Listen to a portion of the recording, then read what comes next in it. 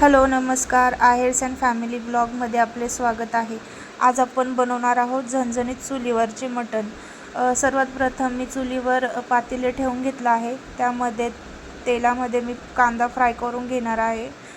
कांदा फ्राय झाला की त्यामध्ये आपला घरगुती काळा मसाला, घरगुती लाल मिरची आणि काही बेसिक मसाले ॲड करून ते चांगले आपल्याला फ्राय करून घ्यायचं आहे. इकडे मी अद्रक, लसूण, खोबरं आणि कोथिंबीर वाटण केलं आहे मिक्सरमध्ये. ते आपण ॲड करणार आहोत.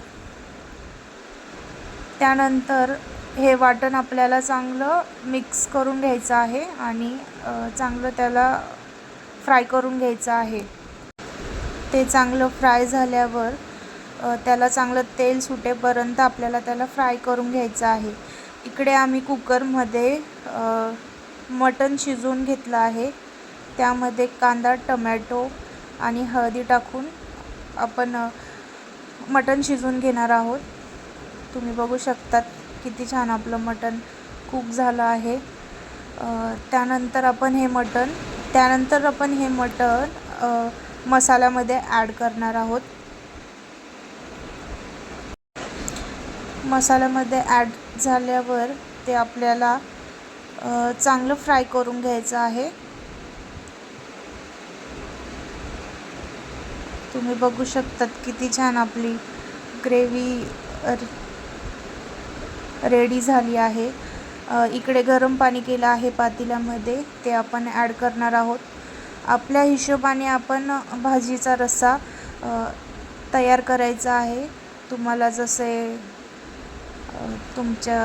जसं हवं आहे तसं तुम्ही ग्रेव्ही वाढवू कमी जास्त करू शकतात. त्यानंतर इकडे आपण मीठ टाकणार आहोत आपल्या चवीनुसार. त्यानंतर भाजीला चांगली उकळी येऊ द्यायची आहे. ती थोडी शिजली की त्यामध्ये आपण मस्त वरतून अशी हिरवीगार कोथिंबीर टाकणार आहोत. आणि इकडे आपलं चुलीवरचं झणझणीत मटण रेडी आहे. या जेवायला.